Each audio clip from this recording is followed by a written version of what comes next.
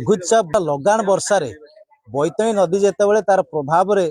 12 ଗୋଟି ଗାଁ ଏବଂ 7 ଗୋଟି ପଞ୍ଚାୟତ जो 12 ଗୋଟି ଗାଁ थिला ताहा बहुत विपर्जन अवस्था थिला एवं 2-3 दिन धरी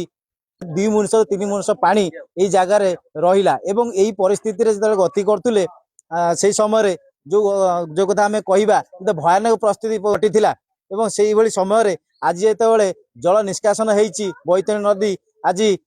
जो कमिची तापर आसी पहुंचती ओजेसी तरफ जो वर्तमान नुआ नुआ गढ़ुवा संगठन राज्य रे ओजेसी जे नेतृत्व नौछन्ती आम सहित अच्छा सीधा साल पचारि बुझा कौन कहे ये जो अवस्था आज गति कर पहुंचती कौन कहे आसत पचारि बुझा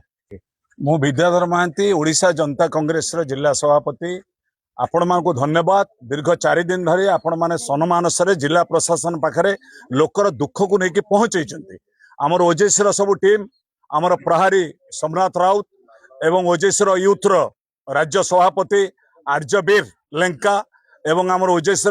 नजबुर रहमान खान एवं अन्य नेतृत्व भाई माने मनोज जेना आम राज्य अध्यक्ष सेवार दुर्गा बारिक समस्ते पहुंची विशेषकर आम अंचल मनोरंजन नायक भी अच्छा लोक ए पर्यंत 5 दिन हो गला प्रशासन पहुंचला नहीं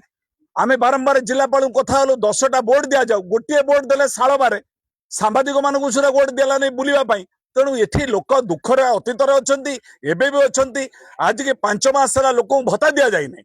प्रबल बन्यार केमिति भत्ता 5 मास पाइबे ये सरकार किसी बुझा प्रस्तुत नहीं। ओडिशा जनता कांग्रेस राज्य सभापति मोहम्मद मोकिम का निर्देश रे आज सामान्यतम रिलीफ आम गाँव में पहुंचु बालियापाड़ हो पारे गम्हारिया हो पारे राउतपड़ा हो पारे आम जो जड़ दुलाकापाटना बंदाला पंचायत समग्र गरीब लोक जो तांको मुहरे टिके राह पहुंचाई ओडिशा जनता कांग्रेस ता वार्ता देइछे वार्ता नुहे आम लोकों तरे पहुंचबू presence is the best presentation आम उपस्थित लोकों मन आगामी दिन में संग्राम आयुध हम यह आम समस्त परिकल्पना आम यदि कहवा जे जो बन्या जल जो भाव में चाल घर रही माटी घर रही जो गरीब दुखी लोक मैंने रही कांथ पड़ जाइए केते गुड़िए घर संपूर्ण माटी मिसी जाइए परिस्थिति रे आपण तरफ एवं सरकार को दाबी कौन रखिए कि भाव में थैथान कर आज की 2-3 दिन है से जो अवस्था गति कर कौन जानते आम 2 दिन है जिलापाल को ओजेसी आम दाबी पत्र दि जाइए आम देखु प्रत्येक धान जो मैंने तली पकई से तली रे कादुओ पशि कहीं आगुरी नदी बैतरणी नदी में बाली स्तर था 10 फुट 15 फुट बालीटा उठे पंख कले से पानी बर्तमान बाली स्तर ना पंख गुरा बर्तमान चारे पड़ी तली मरी जाइए आगामी दिन में आपण मैंने साहाय्य करेंगे चाषी माने तली हो घर भांगी हो गरीब को आहार दो युवक मानक हो आम निश्चित ओडिशा जनता कांग्रेस आगामी दिन में कोई ब्लॉक रे मुद्दा को नहीं लड़ाई करिवो ये लड़ाई रे संग्राम माझी राज्य नेता अच्छा कृषक सेल आमर प्रहारी दिजन श्रीजुक्त राउत श्रीजुक्त खान साहेब दिजन अच्छा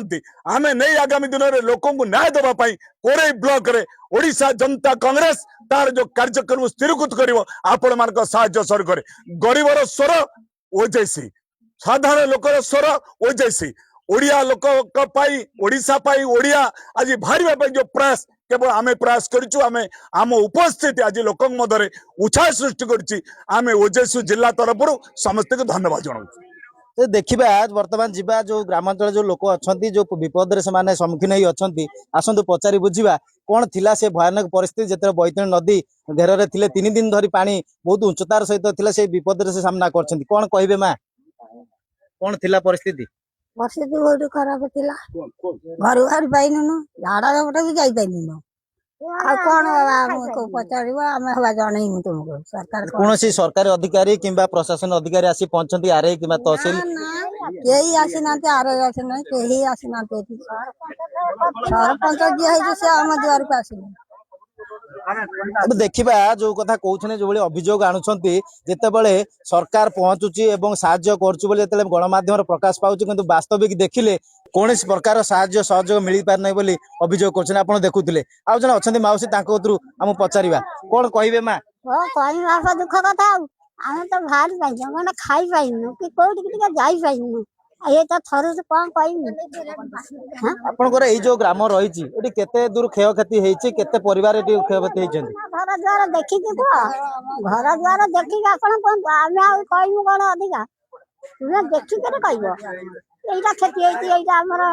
নষ্ট হয়েছে। আমি ঘরে বাহারি পারি না, মানে খাই পাই না, କି କୋଉଠି ଟିକେ ଛିଡା ହେଇପାରିନି ନା। ଆମେ ଆଉ ଅଧିକା କଣ କହିବୁ? ନିଶ୍ଚିତ ଭାବରେ ଗୋଟେ ଦୁଃଖଦାୟକ କଥା, ଯେତେବେଳେ ଏଇଭଳି ପରିସ୍ଥିତିରେ ଯେତେବେଳେ ସରକାରୀ ପ୍ରଶାସନ କୌଣସି ସୁବିଧା ସୁଯୋଗ ପହଞ୍ଚି ପାରି ନାହିଁ, ଏଇଟା ବଡ ଦୁଃଖର କଥା। ଆସନ୍ତୁ ପଚାରୁ, ଆଉ ଜଣେ ଆମ ସହିତ ଅଛନ୍ତି। କଣ କହିବେ ଆଜ୍ଞା, ଏଇ ଯୋଉ ବନ୍ୟା ଜଳ 2 ଦିନ ହେଲା ଥିଲା, ଯୋଉଭଳି ପରିସ୍ଥିତିରେ ଆପଣ ଗତି କରୁଥିଲେ, ତାକୁ ନେଇ କଣ କହିବେ? କଣ କରିବେ? ସରକାର ଏପର୍ଯ୍ୟନ୍ତ କେହି ଆସି ପଚାରୁନାହାନ୍ତି। 5 ଦିନ ହେଲାଣି କି ଜନସାଧାରଣ ଗରିବ ଲୋକ ହରିଜନ ସାହି ଖାଇବାକୁ ପାଉନାହାନ୍ତି, ପାଣି ଘର ଭିତରେ ରହିଗଲେ। ସରକାର ଏପର୍ଯ୍ୟନ୍ତ ଗୋଟେ ଚିନ୍ତା ନାହିଁ କି ଗୋଟେ ବୁଲିକି ଦେଖିବା କଣ ପରିସ୍ଥିତି କଣ ହେଇଛି, ଏପର୍ଯ୍ୟନ୍ତ ସରକାର ଆସିନାହାନ୍ତି। ଆମେ ଯଦି ଦେଖିବା, ଯଦି ସରକାର ଆସିକି ପହଞ୍ଚୁନାହାନ୍ତି, ଗୋଟେ ପଟେ କହୁଛନ୍ତି ଯେ ଆମେ ଲୋକମାନଙ୍କ ସହିତ ଅଛୁ ଏବଂ ରନ୍ଧା ଖାଦ୍ୟ ହଉ ଶୁଖିଲା ଖାଦ୍ୟ ନେଇକି ପହଞ୍ଚାଉଛୁ, ଏହା କଣ ସତ ନା ମିଥ୍ୟା ପ୍ରଚାର ହଉଛି?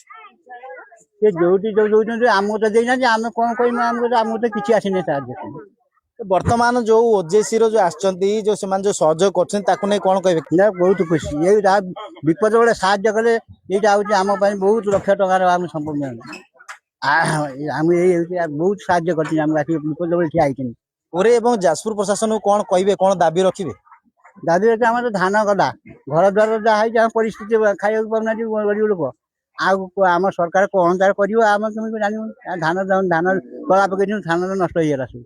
ନଈ ପାଣି ସବୁ ମାରି। ଆମେ ଦେଖିବା ଯୋଉଭଳି ଭାବରେ ଅଭିଯୋଗ ହଉଛି, ଆଜି ପର୍ଯ୍ୟନ୍ତ କୌଣସି ସରକାରୀ ସହାୟତା ମିଳିପାରିଲା ନାହିଁ। ଏ ବନ୍ୟା ଜଳ ଯୋଉ 3 ଦିନ ହେଲା ଯୋଉ ଅବସ୍ଥାରେ ଲୋକ ଗତି କରୁଛନ୍ତି, କୌଣସି ପ୍ରକାର ସାହାଯ୍ୟ ସହଯୋଗ ମିଳିନାହିଁ ବୋଲି ଆପଣ ଦେଖୁଥିଲେ। ଆଗକୁ ଦେଖିବା କେବେ ଯାଜପୁର ପ୍ରଶାସନ ଉଚିତ ପଦକ୍ଷେପ ନେବ ଏବଂ ଯୋଉ ଘର ଗୁଡିକ ଯୋଉମାନଙ୍କର ଭାଙ୍ଗି ଯାଇଛି, ଯୋଉମାନଙ୍କର କାନ୍ଥ ଭାଙ୍ଗି ଯାଇଛି, ଯୋଉମାନେ ରହିବା ପାଇଁ ବର୍ତ୍ତମାନ ଯୋଉଭଳି ଅବସ୍ଥାରେ ଅଛନ୍ତି, କିଭଳି ଭାବରେ ପଦକ୍ଷେପ ନେଇକି ତାଙ୍କୁ ସୁରକ୍ଷା ଦେବେ ଏବଂ ଥଇଥାନ କରିବେ, ତାହା ରହିଲା ଦେଖିବାକୁ ବାକି। ଯାଜପୁର ଜିତୁ ବେହେରା, ନ୍ୟୁଜ୍ 19 ଓଡ଼ିଶା।